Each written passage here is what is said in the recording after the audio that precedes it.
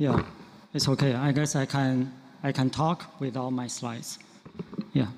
Okay, thank you.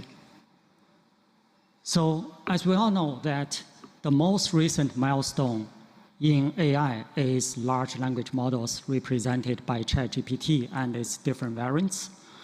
And if you look at the fundamental logic of ChatGPT, it's just chat plus GPT, where GPT stands for large language model that tries to capture the underlying probability distribution that generates the huge amount of observations. And chat serves as the reinforcement learning to provide feedback to make sure that what GPT generates is not just a reasonable outcome, but it actually answers a particular specific question. And of course, after the emergence of ChatGPT, there have been huge amounts of follow-up works, such as GPT-4o, Sora, you name it, and recently DeepSeek, which shows for the first time that you actually do not have to do brute force, huge amount of parameters, huge amount of computational resources, and you can more or less do something that is similarly accurate.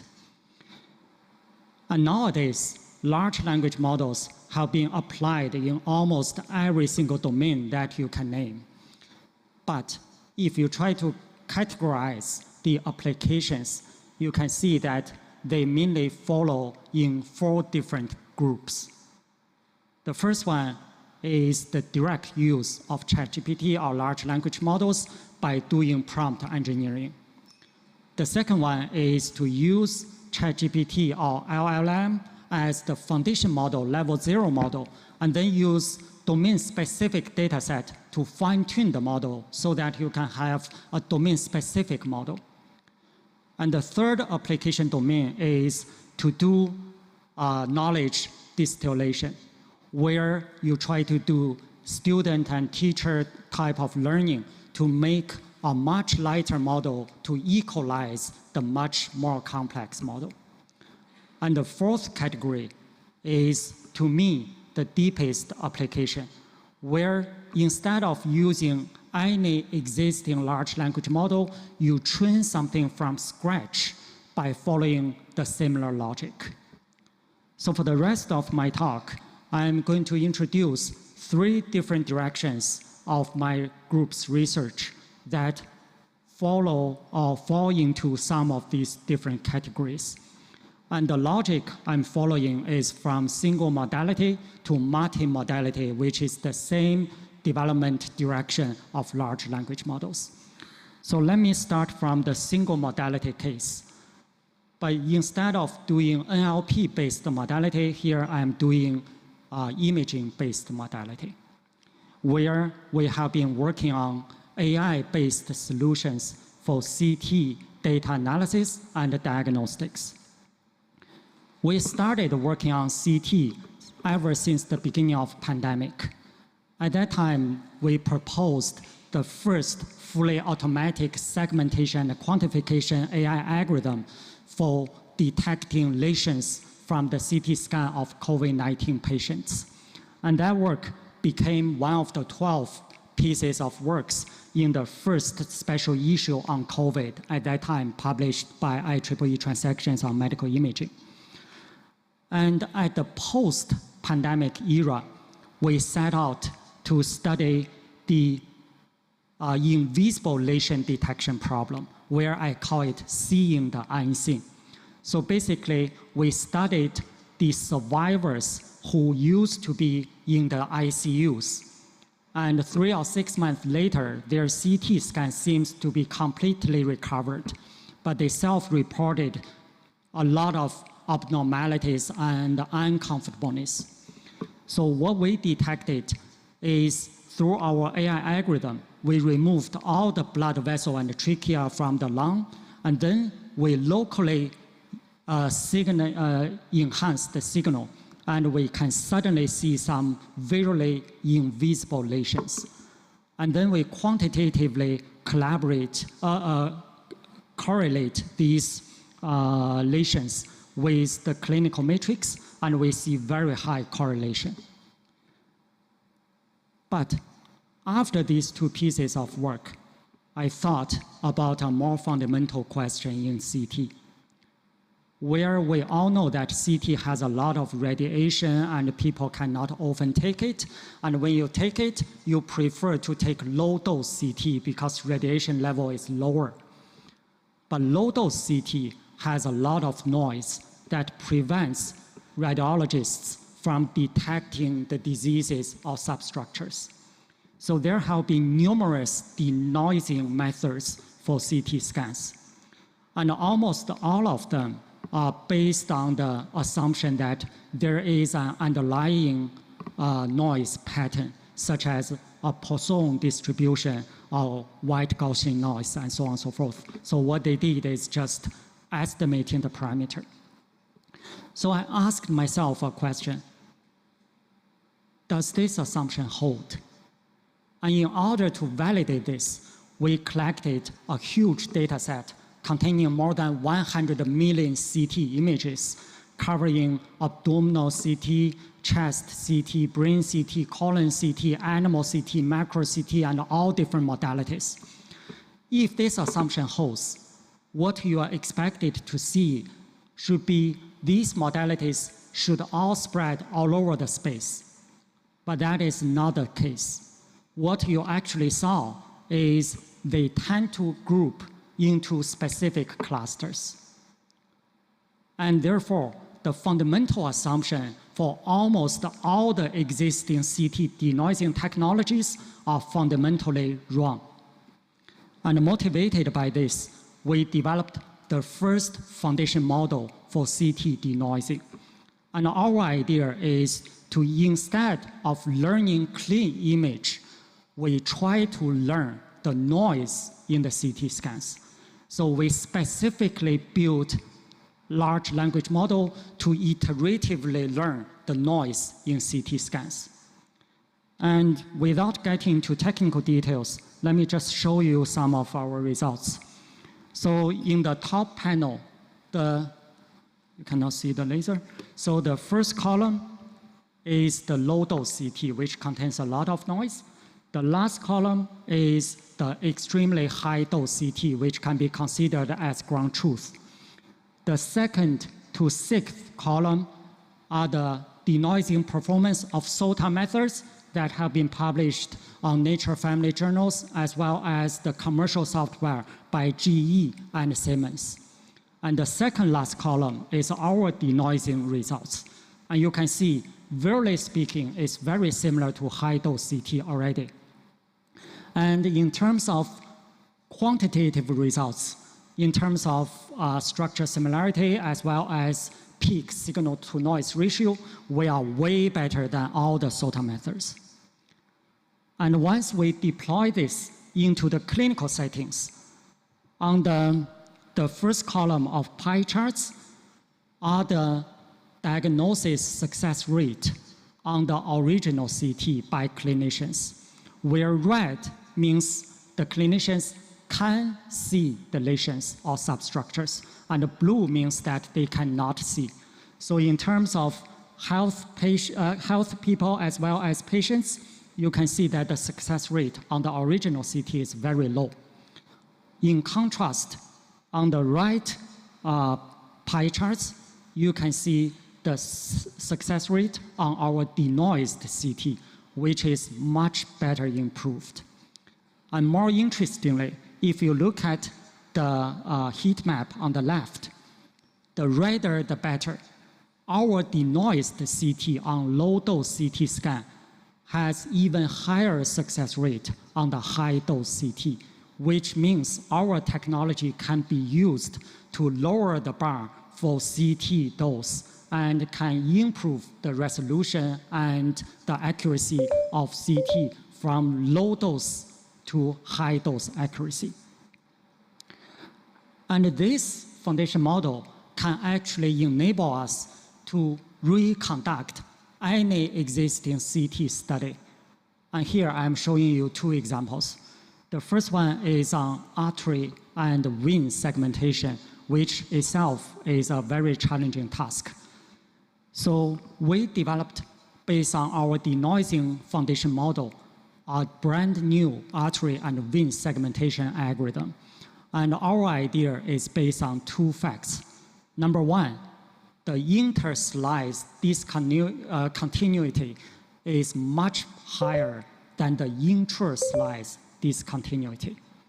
And number two, in order to segment finer branches, we have to condition on the bigger branches. So our segmentation is bigger branch conditioned segmentation.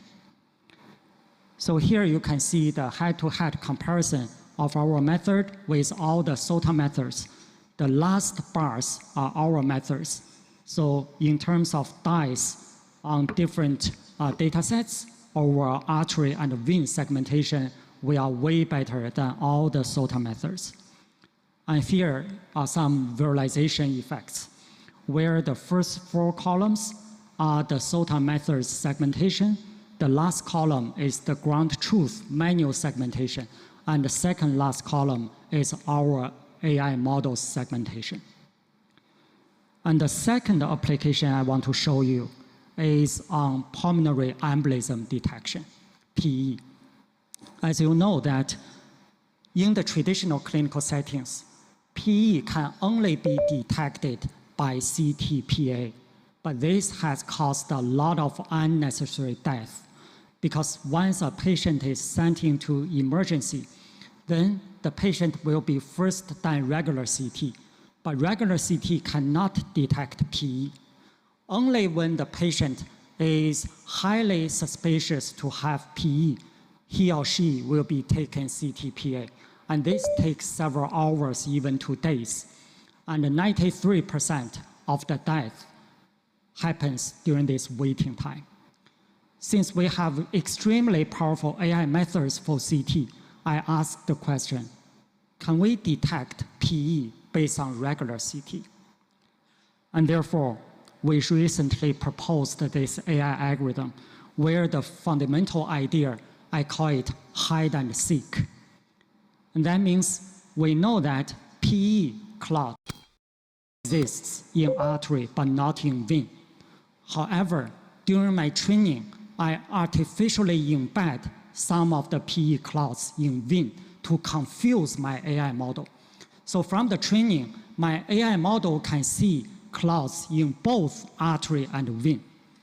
But when we test our AI model, I expect it to automatically learn that clots can only exist in artery but not in vein. If it can do this, that means it is really accurate. So during the training, I hide this fact, but during the test, I force it to learn it out by itself. So this way, I set out a very high goal for my AI model to be able to learn a much better, much more accurate model. So we did both retrospective study as well as prospective study on clinical settings. To make the long story short, here is the confusion matrix of our AI model, which is pretty accurate. And what is even more important is this table, because our model, of course, is not perfect. However, when it makes mistakes, it mainly makes mistakes on low-risk groups, which is exactly what I want. Because for high-risk groups, I want the false negative rate to be very low. I do not want to miss any positive case because that can cause people to die. And therefore, we have indeed very low false negative rates on high-risk group, and most of our mistakes happen on low-risk groups. So the second example I want to show is on two modalities, between imaging modality and NLP modality, and this is on skin disease diagnosis. As we know that skin disease represents a large category of diseases where there are a lot of patients globally speaking, more than 900 million patients. However, other than skin cancer. Most of these skin diseases are not lethal. So many patients choose not to go to see a doctor. And in US alone, there is a gap of more than 13,000 dermatologists. And motivated by this fact, we collected our in-house data set from both China and Saudi Arabia from different centers.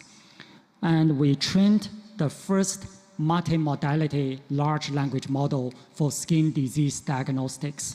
And we hope to provide people a 24/7 pocket dermatologist. And this is a simple demo of how our method works. I want to mention that we started working on this project in the beginning of 2023, where at that time, even OpenAI has only released their single modality model. GPT-4o and Sora have not yet been released. So at that time, we already started working on multimodality large language model. So our Skin GPT-4 has second or sub-second response speed. And it currently covers 15 major categories of skin diseases, spanning over 100 different categories of skin, sub-skin categories. And it supports English, Chinese, and Arabic as user language, and also to provide the privacy protection of patients. We provide both online version as well as offline version, and we also enable both CPU-based inference as well as GPU-based inference. So whenever you talk about diagnostics, you have to do head-to-head blind comparison benchmark. So we did this. On the left, you can see the qualitative comparison, where blue means that our diagnostic is in high agreement with clinicians. And on the right, you can see quantitative results, where over the 15 major categories, our accuracy is over 80%. So this work has drawn huge attention globally, has been invited to Global AI Summit, Global Health Summit, and being reported by various media. At the moment, it has been licensed out by a New York-based company called DermaSure, and going through FDA regulation and commercialization. So the last example I want to show is even higher modality foundation model, where is on drug development. As we know that drug development is an extremely slow, costly process. So I usually call it 10 rule, which means developing a new drug costs us more than 10 years, more than $10 billion US, and the end-to-end success rate is below 10%. And in drug development field, there is an Eroom's law, which means the amount of new drugs being developed by $1 billion US is reduced by half once 10 years, which means it's an exponentially reducing curve. On the other hand, in AI and in computer science, we have this Moore's law, which means the computational power is doubled once every 18 months. So it is an exponentially increasing curve. And therefore, a natural question to ask is, can we use this blooming field to rescue this dying field? And that is AI plus drug design. So in the traditional category, AI has been mainly applied to two different modalities of drugs. One is small molecule, the other one is antibody. And we know that both of these two categories have strong limitations. For example, for small molecule, it requires the target protein to have a clearly defined pocket or cavity on its surface so that it can bind as a key lock mechanism. And on the other hand, antibodies can only target extracellular targets because it cannot penetrate cell membrane. And therefore, if you have a target that is intracellular and that has flat surface, both modalities cannot tackle it. And how many of those? Well, we know that we have more than 20,000 genes in our body. And the number of potential drug targets is more than 6,000. And if you count all the existing targets of pharmaceutical companies, it's about 1,300, which means more than 70% of the potentially druggable targets are currently undruggable, which requires new modality to be developed. And therefore, we have been working on AI for peptide drug development. So the modality here I'm working with is peptide drugs. Peptide drugs used to only take a small portion of the pharmaceutical industry. It's only about 1.8% because the traditional peptide drugs are mainly from natural products and they are linear peptides, and therefore they are not stable, they do not have good binding affinity, and so on and so forth. But recently, there has been a huge wave for peptide drugs, mainly driven by this drug, GLP-1 drugs, such as semaglutide. It has already surpassed Humira in terms of sales, so that becomes the #1 sold drugs in the world. And that one single GLP-1 has pushed Eli Lilly to be the #1 pharmaceutical company in the world, and Novo Nordisk to be #3 in the world. So therefore, peptide drug is currently the most promising drug modality. And we have been developing the first unique multi-modality foundation model for synthetic peptide drugs. By synthetic peptides, I mean, #1 is not linear peptides. I'm talking about cyclic, bicyclic, or even more complex structure peptides. And #2, we have a large number of non-natural amino acids to modify natural amino acids. I'm talking about more than 1,000 different types of non-natural amino acids. And we built this cross-modality foundation model that simultaneously incorporate sequence information, three-dimensional structure information, as well as physical chemical characteristic information to represent any arbitrary number of non-natural and natural amino acids. And based on this foundation model, we can simultaneously optimize various properties, such as affinity-related properties, including KD, IC50, K-on, K-off, specificity, selectivity, and so on and so forth. Stability-related properties, such as thermal stability, half-life, and so on. And cell permeability-related properties, such as cell membrane penetration, oral bioavailability, and blood barrier penetration ability, and so on. So based on this technology, I co-founded a company called Syneron Technology. For those of you who noticed the news,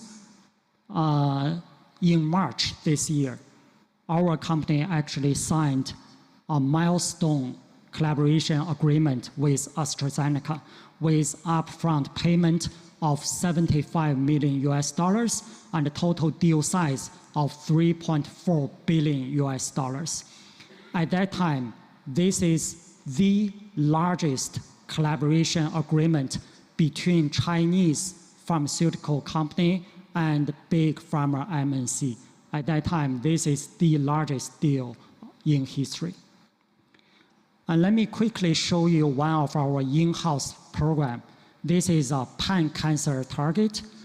As you can see, within 6 rounds of AI optimization and dry-wet closed-loop development, we managed to improve the binding affinity from hundreds of macromolar to tens of picomolar, as well as IC50, which means the drug can actually penetrate the cell and meet the targets. And what is even more important is we were able to improve the oral bioavailability from 0% to more than 27% without any formulation. And here's a quick list of our ongoing programs, including both oncology targets as well as autoimmune targets. And many of them are in collaboration with big pharma MNCs such as Roche and AstraZeneca. And we not only did that, but also we developed the first agentic AI platform for peptide drug development. Here I have this simple demo. Let's show a real case of how the agentic AI platform from Syneron Bio optimizes molecular properties in a real drug discovery pipeline. In daily drug design work, we usually start with a clear research need.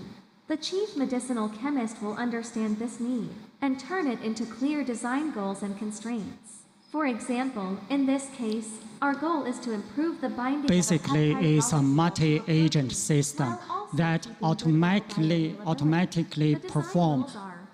decompose the big drug development problem into a set of sub-problems, and then assign each agent to different tasks, and they can autonomously and automatically find the best solution, execute them, and communicate, collaborate together, feed in and feedback, and so on and so forth.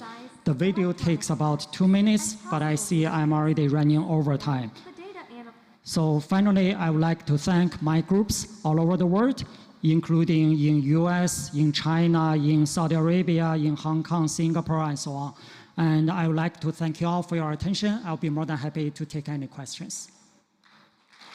Thank you, Professor Gao. Really fascinating applications of large language models to clinical trials. Any questions?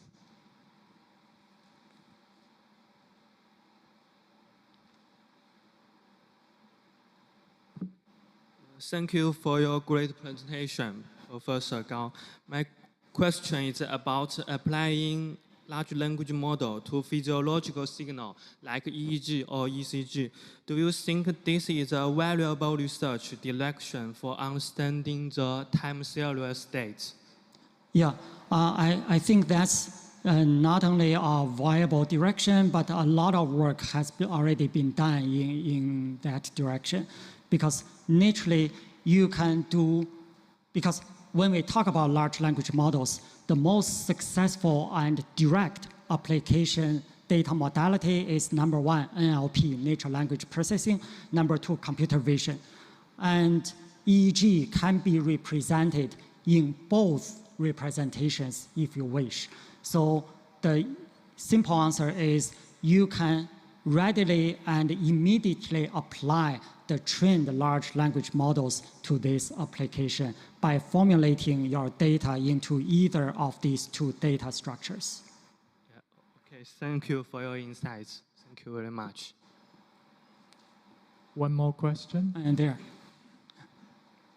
So, regarding your peptide development, it's quite easy to develop a peptide that binds to a target. But the problem in drug development is the later stage, like you have cross-reactions, you have toxicity, delivery, things like that. So how do you deal with that? Yeah, so that's a very good question. At this moment, we are working on mainly on early stage development, which means we try to identify heat, do heat to lead identify optimization, and push it to PCC and IND enabling stage. So right now, we are not looking at toxicity, but at the same time, since we are using cyclic peptides and a lot of non-natural amino acids, so that means our immune system more or less cannot identify our molecules. And in terms of multiple matrix, instead of optimizing those matrix one by one, we are doing multi-objective optimization, which means we do this kind of Pareto front-based optimization to find all the non-dominant points, which means there is no existing molecule that is better than our molecule in terms of all of these matrix. So mathematically speaking, if you are better than me in one direction, you must be worse than me in other directions. So that's called non-dominant molecules. So we are finding all these such kind of non-dominant molecules to not only find all the possible optimal solutions, but also keep diversities in our development programs. Yeah, thank you. Thank you, Professor Gao. Thank you. Okay, our next speaker will be Professor Liu Qi, Professor of Omics and Artificial Intelligence from Tongji University, and he will talk about the possibility of AI for virtual cells. Let's welcome.